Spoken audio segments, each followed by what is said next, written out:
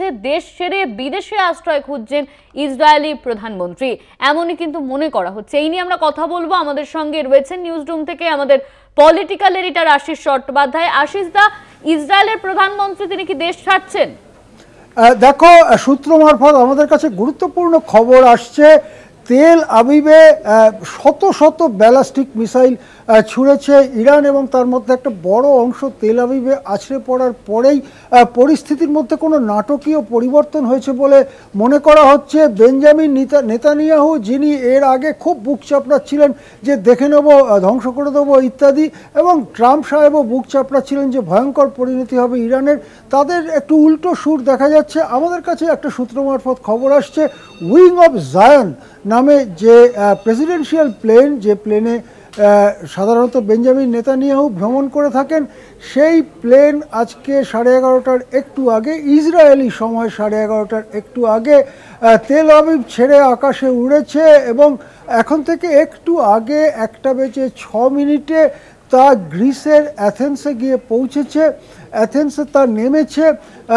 এই সময় যুদ্ধ যখন সবে শুরু হয়েছে এবং তুঙ্গ মুহূর্ত, তখন সাধারণত কোনো প্রধানমন্ত্রী দেশ ছেড়ে যান না।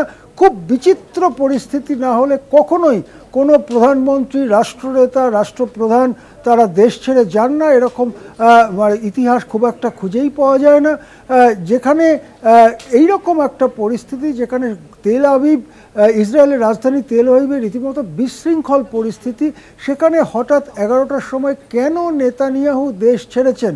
সূত্র মারফত আমাদের কাছে খবর আসছে তিনি দেশ ছেড়েছেন, তিনি গ্রিসের দিকে উড়ে গেছেন, তিনি গ্রিসের অ্যাথেন্সে নেমেছেন একটু আগে, খানিকক্ষণ আগে তিনি গ্রিসের এথেন্সে নেমেছেন। তাহলে কি তেল আবিব বা ইসরায়েলের কোনো অংশকেই আর নিরাপদ মনে করছেন না বেঞ্জামিন নেতানিয়াহু? তাহলে কি ইসরায়েলের ভেতরে এই যে অপারেশন রাইজিং লায়ন, যে যুদ্ধ তিনি শুরু করেছেন, তা নিয়ে ইসরায়েলের ভেতরে ইসরায়েলি সাধারণ মানুষের মধ্যে প্রচণ্ড বিক্ষোভ রয়েছে? বেঞ্জামিন নেতানিয়াহু কি তাদের সংসদে গরিষ্ঠতা হারিয়েছেন? কি ঘটনা ঘটেছে সেটা সম্পর্কে আরও স্পষ্ট হবে যত সময় যাবে।